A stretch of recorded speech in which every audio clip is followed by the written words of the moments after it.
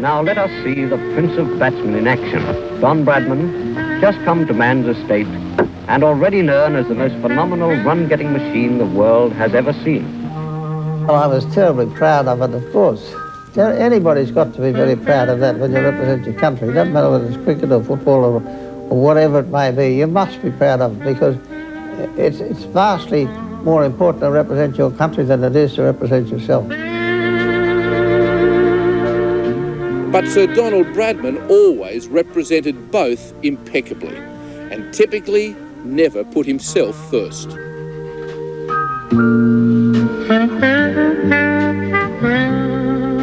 Do you still realise just that you're not just respected, but you're deeply loved in Australia? No, I don't look at it that way at all. I'm just an ordinary human being. Is that why you've not spoken to anyone for so long?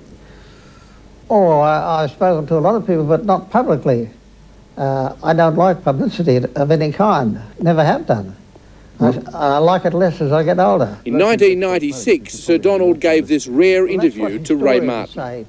Someone said today it was like a death in the family for all Australians. I think it is that. And yet, 50 years ago, he played cricket. I mean, I never saw him play. Most of us didn't see him play. But it's a bit like, I hope it's a bit like Anzac Day. I hope that the sort of mystique will build and the magic will build even after he's gone. I was not coached. I adopted a natural style, just what suited me. I suppose cricket's the only game in the world where you get marks for your style. There were lots of players, I suppose, who were more attractive to watch than I was, but in the end, I suppose it's the fellow who makes the most runs who wins the game. A favourite shot of Don's is the pull. Watch how his right foot travels across the wicket so that he can get behind the ball as he tosses it to the pickets.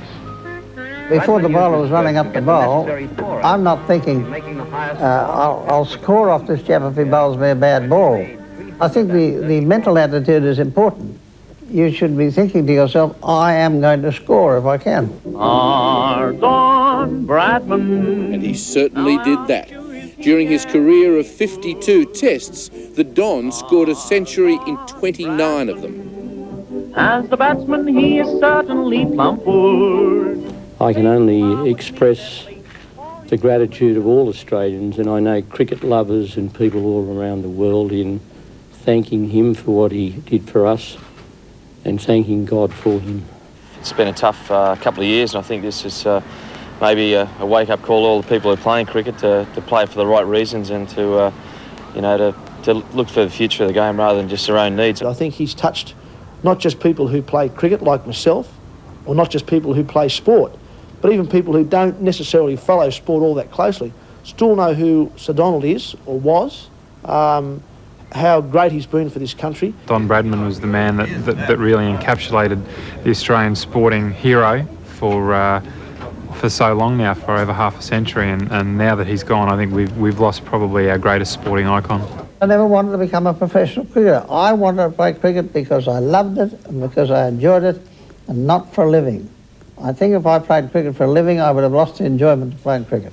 But there was nothing enjoyable about the bitter bodyline bowling tactics used by England during the 1933 Ashes tour here in Australia. Bradman tried every possible way to play this style of bowling, and despite this devastating attack, which more than anything else robbed Australia of the Ashes. I don't think I ever went so far as to think somebody might get killed, but I certainly thought there was a very real danger of serious injury, as in fact there was. Well, he was the great morale builder in the Depression day, and the mere fact that Bradman was so good and he was in the limelight so much, he was building the morale of people up. His legend, it went across the gender. It didn't matter who you were, whether you played another sport, male, female, whatever. His life and the way he did things had an impact on everyone. Personally, I think that we should write down maybe the 10 Commandments of Don Bradman and leave that spirit and soul with our kids right throughout the whole of the nation, boys and girls. I think I was probably more nervous playing with Bradman than playing against the opposition.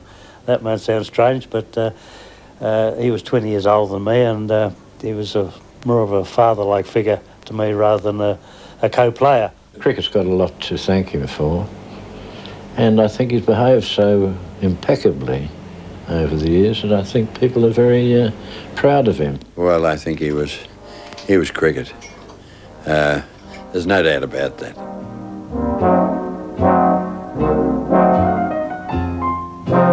When did you first fall in love with Jessie Menzies?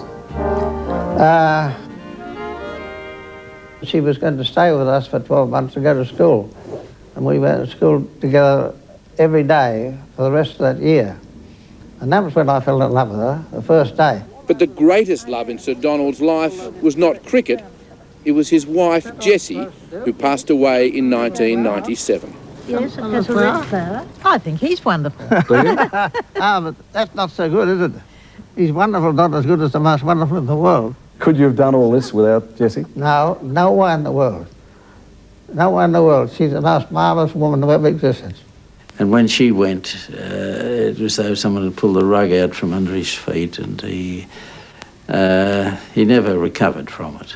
He was just this superhero that was so far above anyone else in talent that he just became that icon that, you know, it's never changed. He suggested very early in my career that I change my grip, which I did, and I think proved to be very beneficial to me through my career. I got a letter from him at one time, and it was at a time, I guess, that I was at my lowest. The confidence was down at an all-time level, and got a little note. It was only a small one, but it meant a hell of a lot to me. It's sort of one of those moments that you just stop and check yourself, and you will always remember where you were the day that Don Bradman died. Cricket is a glorious game and is made the more interesting and sporting because of its uncertainty. Play the game for the game's sake is my advice to the youngsters coming on, and keep your eye on the ball.